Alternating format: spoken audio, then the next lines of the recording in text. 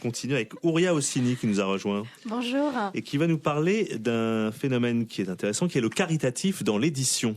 Exactement, je vous mentirais si je vous disais que l'édition ne s'y est jamais intéressée, mais là je voudrais mettre l'accent sur 2 beaux projets qui ont fait leur apparition dans le monde des lettres. Et alors le premier, c'est un nouveau magazine féminin, voyez-vous ça? Exactement, sorti en début de ce mois de juin, je vous l'ai apporté, Charity Magazine. On est venu avec des cadeaux, des petits cadeaux. Charity Magazine est le premier magazine féminin caritatif en France. À son origine, une femme, Cynthia Ilouz, directrice de la rédaction, mère de 3 enfants et ancienne journaliste en télévision. Je vais y arriver. Alors, pourquoi s'être lancée dans ce projet ? En fait, on s'est un peu inspiré du modèle américain qui fait la part belle à une philanthropie qui est assez séduisante et glamour.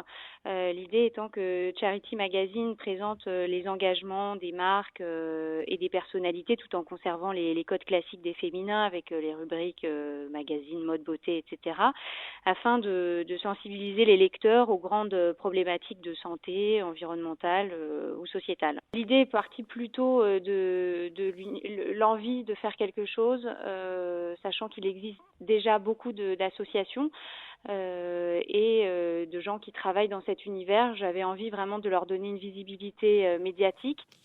Alors donc on l'a bien compris, il s'agit de donner une visibilité à des initiatives.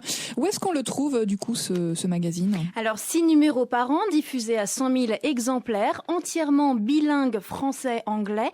Charity Magazine est un gratuit que vous pouvez vous approprier dans les établissements de grand standing, aussi bien parisiens, en France, en Belgique, en Suisse, dans des hôtels, des restaurants, des spas, etc. Voilà, donc on peut aller au spa, lire Charity et s'intéresser effectivement à ces initiatives qui sont mises en lumière par ce gratuit.